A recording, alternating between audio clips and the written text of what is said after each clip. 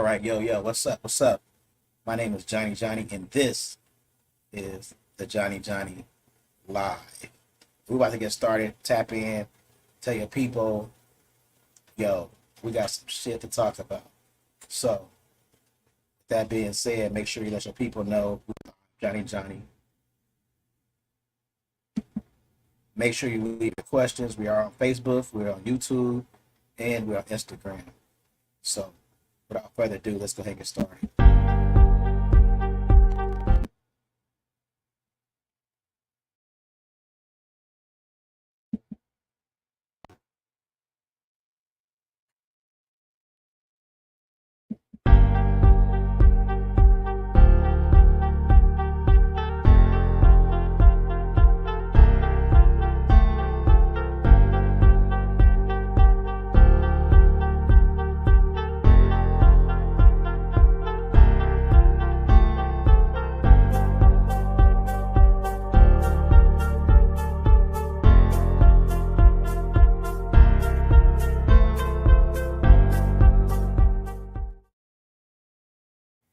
What's up? What's up, people? How's everybody doing?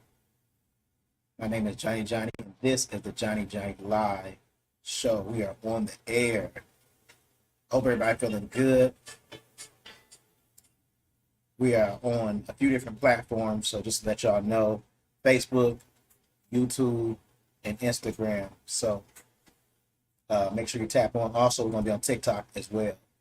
So it's going down major, y'all. We're doing big things. Today I'm running my podcast out of my house. I'm not in the studio today because I have some other things going on. Get the house clean, stuff like that. So, yo, the topic we're gonna talk about today is, y'all, A-Rap is taking over. A post about A-Rap's buying the Circle K of University. And I don't know how I feel about that. But this is probably one of the last Circle K's that I know of in Peoria. So they bought it's two Circle K's in Knoxville, and they bought both of those. And then this one was on University, and they bought that one. There's another gas station on University further up, and they bought that one. Now they do, and actually there's one across the street from Glen Oak Park, and they bought that. And also there's one on Knoxville by the hospital, and they bought that. So pretty much all the gas stations in the central area of Peoria are now owned by Arabs. And also, there's also one on, what is it? It's almost by Sterling. I think it's almost by Sterling, Gale, somewhere over in that area, where Landmark is. And they bought that one, own that too. And they own the one on Main Street. They own both gas. Damn, I didn't even think about that. They own both gas stations on Main Street. They own the one on Western on top of the hill. You go down Western, they own that one. So they pretty much got it sold up, y'all, when it comes to gas stations. And I don't care what they tell y'all, gas stations bring in money. That's a very, very lucrative business. And then they went as far as putting other things on in the gas station. If y'all can think of any other gas stations they own, let me know. But those are some of the gas stations that I know that they own. JJ's Chicken, they own that. And they have those scattered throughout Peoria. So it's like a chain now of JJ's Chickens and Fish in Peoria. The one on University, they run that. They own that one. So I don't know how much y'all know that they own. Oh, Mason owns the one on Sheridan. One where Sheridan Liquor Store is. And that's the crazy part about that one is Mason owns Sheridan gas station, gas station Sheridan. They also own the building across the street that was Sheridan Liquors. They own the hair salon on the corner, and they also own that furniture business place plateau. So they own that whole corner. That whole corner is now theirs and their possession. And that's in our hood. You go in Wisconsin, East Bluff, and they own a lot of those businesses. Like they buying up Peoria. That's my point is they're buying up Peoria. Turning some of these businesses that couldn't turn a dollar or couldn't be profit, and they're making those businesses boom. They have unlimited amounts of cash flow to hold up a business until it starts making money. And I think that's one of the things that a lot of businesses fall flat because they don't have the capital to keep their business going until it starts making money. One of the reasons why they have the capital because they are a team. Okay, to my knowledge, it's not just one person that owns those 4 businesses on Sheridan. It's a group. Anytime you go over there and you see these nice ass cars, like 4 or 5, come together, they're having a meeting. And 9 times out of 10, they're meeting on what they're going to buy next. So, going back to my topic, it's the Arabs are buying up everything. And black folks just ain't get it together. Now, why do I say that? Let's take, for example, just recently, Facebook decided to give a few individuals $30,000 a month for some of the people who had a lot of followers and they felt like they could really get Facebook where it needed to be, because you got Instagram came up, blew up, and you got TikTok that's blowing up now. So they were scrambling and said, we need some way to where people put more videos on there, people put more reels, and we can basically make Facebook like Instagram or TikTok, or bigger. A lot of young kids are starting to get off of Facebook because their parents own it. They don't want to be on a platform that their parents use. You know what I'm saying? It's like old school. So they wanted to do something to bring people back. They decided to give some of their biggest contributors with the numbers $30,000 a month. The way they did it is they started with people who was really getting the views. You had to pass certain criteria in order to be cash flow. And what I seen happen in my experience is I used to get a lot of views. I used to go viral, right? And they nominated me to be one of the people to get that money. Which I would have did something really good with it. I would have started, an acting career, so helping other people out, trying to get back to the hood, whatever. But black folks saw that top feelings. And they was like, nah, I ain't finna like nothing else you put out there. I ain't gonna like nothing. I'm not gonna repost nothing. Like, it was like really pulling teeth to get people to even like your stuff at that point in time. And I bring that up because it's like that was like a lost opportunity for us to put not only ourselves on, but other people on, without having to take money out of our pocket. But even still, black folks like, I'm not gonna do it. I'm not gonna put you on. Even without money, even without a single penny, they nominated not to put other people on. And this is not just coming from my post. Somebody else made a post about it and it made me think. They was like, as soon as Facebook said that they're gonna start paying people to make content, that's when people stop liking other people's stuff. Stop sharing other people. I mean, really stop sharing their stuff. You know what I'm saying? And that's crazy, the way that we do each other like that. Like, a lot of these people are really like even my skits. I have really funny skits. It's not just doing silly shit. It's really funny skits. A lot of people have really good content. But we as a people basically looked at it that like, I'm not going to help you out. Get to where you need to be at. Not even knowing what you would have did with that money. So there is no unity in the black community. You know, they said like it takes a village. Like that village is gone. There is no unity anymore. And that's sad. We will not help each other out, do anything. Like those days are gone. But you have foreigners like Mexicans, they live together for years until they get where they need to be at. And then start building houses, making sure other families have houses.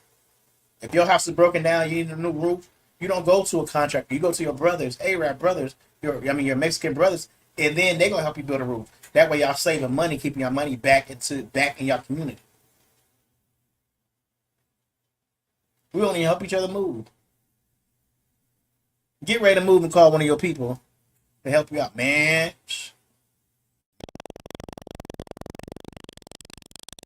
My back hurt. I got something to do. We don't have that unity. And honestly, I think that these foreigners know that. They're not even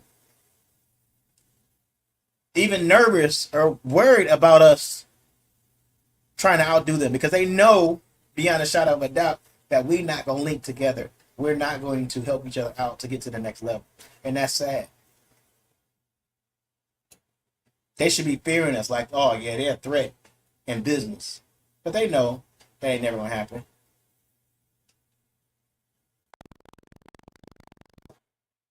And that's crazy. Like you have, and I hope I'm being politically correct with these foreigners because I don't want to disrespect them.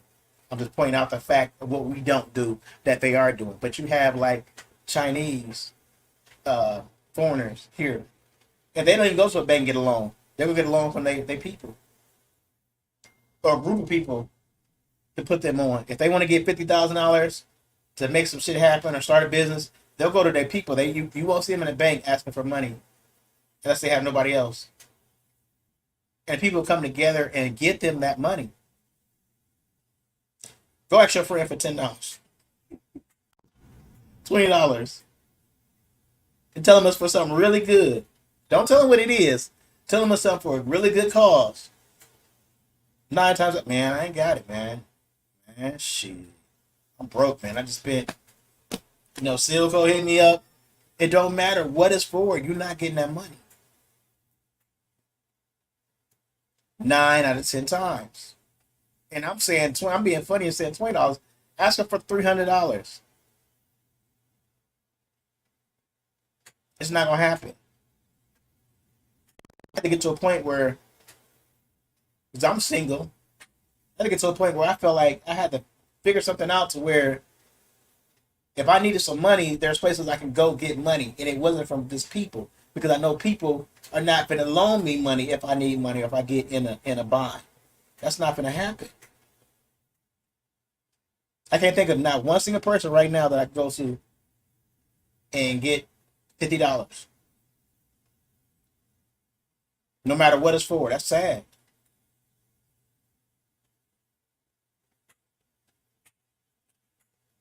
But foreigners, they'll keep that money coming. They say like we as black folks, ooh, that was a big change.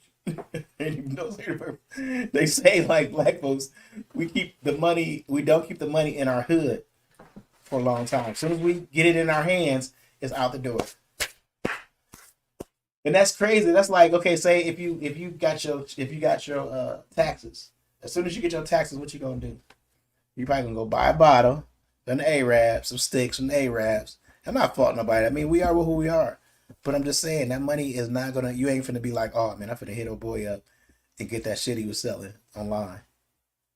Now I got this money. He probably you will. I'm not saying that you won't hit him, but he probably not gonna. More than 9 times I tell you, he's not gonna be one of the first people that you call.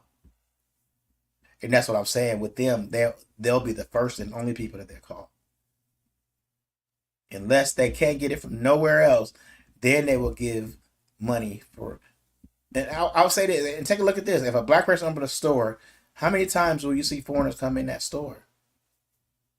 So we almost have to rely on each other to make that shit work. And we can't do that. Like seriously, open up a store, and I want to see how many foreigners come in that store and ball out and spend money. Even Africans, unless you got something they really want, and they can't get nowhere else. Some kente's, handmade kente's that they want. They ain't coming. They not coming. They gonna find out anywhere else they can get that from. I done seen so many black corner stores closed down. Had the same food, the same chips. In fact, when Valley Park first opened up, a lot of y'all don't remember when Valley Park first opened up. There was a black liquor store. I think it was. They said it was one of the first black liquor stores on the South End, black owned. And I went in there. I wasn't old enough to buy liquor. I think I was old enough to buy cigarettes. I went in there. I think I bought some squares, some Newports, and they was on the verge of closing down. And I was curious, like, why y'all closing down? Y'all got everything that we want. Y'all got liquor. Y'all got cigarettes. Y'all got Newports. And dude was like, they won't come in here and buy my Newports. They felt like the Arabs' Newports are fresher, or their liquor is better liquor. He was like, our prices are good, our prices are better, but they ain't not coming. I gotta close down. They people are not coming, and that was in Valley Park. I don't know if they sell liquor at Valley Park anymore. I think they got rid of it because of all the issues they was having. Yeah, they don't do that because that'd be too convenient. People would definitely go to the club, right to the liquor store. So I think yeah, they stopped selling liquor in Valley Park, but that would have been a liquor store right there in Valley Park for us. And yes, it probably would have made them rich, but we can't be worried about that because we making them rich. I can't tell you how many times I go spend money with the Main Street liquor.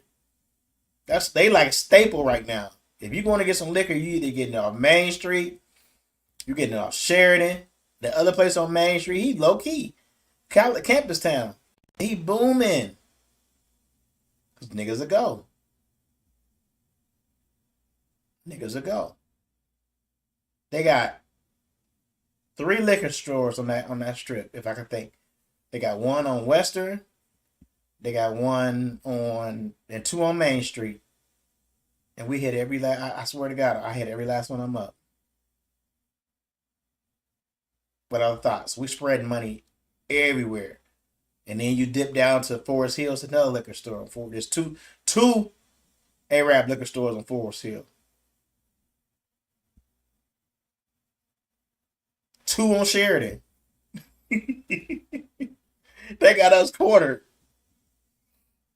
One on Prospect. So they make money. Liquor stores make money. They got two on what? Three on the south end. Just in that little area. Now I'm just naming off of them. That's wild. They everywhere making money, and they're not separate. They're not separate. They may look separate. They may act separate, but you see a lot of those people working in some of them other in some of them other gas stations or whatever. Because the guy that works up at the one where Kroger used to be, the one that work up there, he be in all of them working. So they all know each other. The ones on Farmington Road be in all the other liquor stores. So they're all connected. I'm not gonna say you never, but you won't see that no time soon from us. You just won't. And I'm not. I don't know why. Well, I kind of do know. We don't like each other like that. We don't like each other. We don't trust each other. We not finna sit in no store for no 12 hours a day. I can tell you that right now. We was watching this video too. Was like first day where he almost got fired. Came to work almost drunk. Worked for an hour and won his money. I mean, we ain't that bad, but you know what I'm saying. But here's the thing, though. When they people work 12 hours a day, and I was younger, and I went to one of them A-Rap guys. I was like, man, I was just curious. Why are you in here all the time? Like, don't you have a life? And he told me the game. I don't know if he meant to tell me the game. He told me the game. He was like, look. I do this for 3 years, I'll be a millionaire. That's what they promised me. I'll sit in this store for 3 years, I'll be a millionaire, and then somebody else will take it over. So just 3 years of your life, you give it up. 3 years of your life, you're gonna have your own store to run, and then you calling the shots because you notice you don't never see them up there more than 2 3. I think every 2 years, if they bring somebody in there new, then it's tax free for 2 years. So they got the game on lock. They run that shit for 2 or 3 years, then buy their own store, and let somebody else running that bitch. Game on lock, and meanwhile we can't even get our shit together. The Mexicans buying up the South End, buying it up. I went to Logan Park this summer. That's a park when I was young with none but black folks. But we was tearing that bitch up.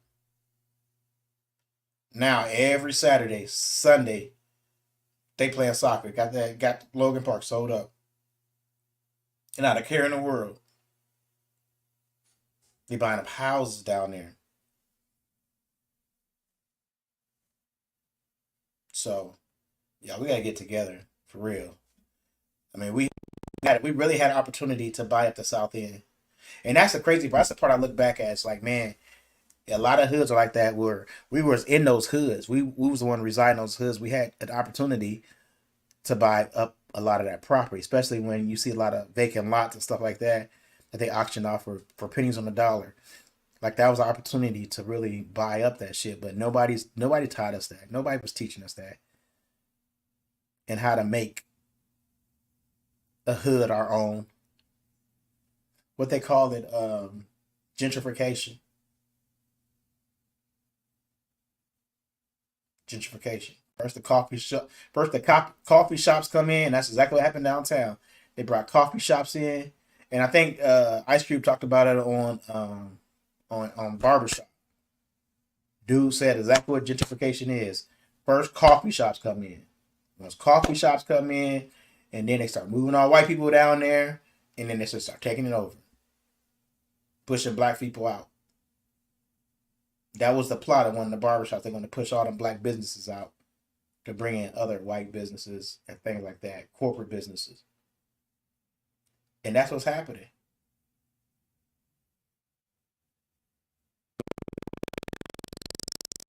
They're fight over petty stuff. And Facebook by itself, um, we could use Facebook as a powerful tool. Like we could use Facebook to really run some shit and teach us about business and how to get on. TikTok do a little bit of it, but it's choppy. You only they be like, look, get your LLC, da da da, you on, because you only got a few seconds to tell it. You know what I'm saying? You can't really go through. You gotta do this. You gotta do this. You gotta do this. This. So they only got a few seconds to do that. You know what I'm saying? But still, it's powerful. People still go out and get their LLC and figure out the other steps just from those little short videos. But with Facebook, we can start a whole movement. Do you not know that Donald Trump and Obama basically won the presidency from using Facebook? Because they was able to influence so many people. They use it in the right way. Man, we're recording fights, talking about people, not supporting people, not liking people posts that should be stars, should be famous. We ain't trying to do that. We'll do it for somebody else. Skinbone, oh, we see he's Chicago. He ain't from here, so let me like and post everything he put on there. Let me like it. Let me like it. Even if it's funny, let me like it. Let me like it. But we want to do it for our own people here. And if I bet you, if I talk to him, he'll tell you that people ain't supporting him like they should be. Even though he's up on that level, he could probably be double, triple, quadruple that what he is. But there's some people just ain't gonna do it. They not. They'll watch a video, so he'll get that view, but they ain't gonna like it and post it and share it. Nah, it ain't gonna happen. So we really gotta look deep inside and figure out what the we not doing. And I'm not even gonna go. I'm gonna end this podcast, but I'm not even gonna go. Somebody called me today and was talking to me, some young man, and he got it. He was like, "Yo, I get what you're saying. I get what you're saying." as far as us not sticking together, as far as them taking over. And y'all have to understand, they not 100%. They not all the way wholesome with them Arabs and stuff that they do in them stores. I'm not gonna put out there what he was talking. He was telling me about, but we put people in charge that are not do not have our best interest or our kids' best interest in mind. That's the crazy part about it. And you can't even put money in somebody's pocket to do a football league or help raise your kids. That's too much to ask for. But we rather put these people on that do not have our best interests in mind, who don't not even looking out for us or the well being of our kids. So think about that. It's like we destroying ourselves as a people. The KKK they don't need to do nothing. They can sit back. They didn't do what they did. They can sit back and watch us destroy ourselves. You got the summertime coming up. Violence already starting to kick off. So I think 2 people got arrested or got charged today. I heard on the news from a shooting last year. So this summer is gonna be a hot summer. You got the Kincaids coming in, the little insects, like a plague. So this ain't no joke, y'all. This ain't no joke. We about to be in for something. I know it's gonna annoy people to death to have bugs everywhere. People gonna be irritated. We ain't never seen nothing like what's that they say for to happen. We ain't never seen nothing like that before. And if we don't stick together, which I kind of know that we not, I kind of know it's gonna bring out some of the worst in us. I don't, man. We in for it. That's all I can say. We in for it. So, with that being said, I'm gonna get out of here. I want to thank y'all for tapping in. My name is Johnny Johnny, and this is the Johnny Johnny Live. Make sure y'all sharing it. Make sure y'all posting it. All of that. So we're gonna get out of here. Peace.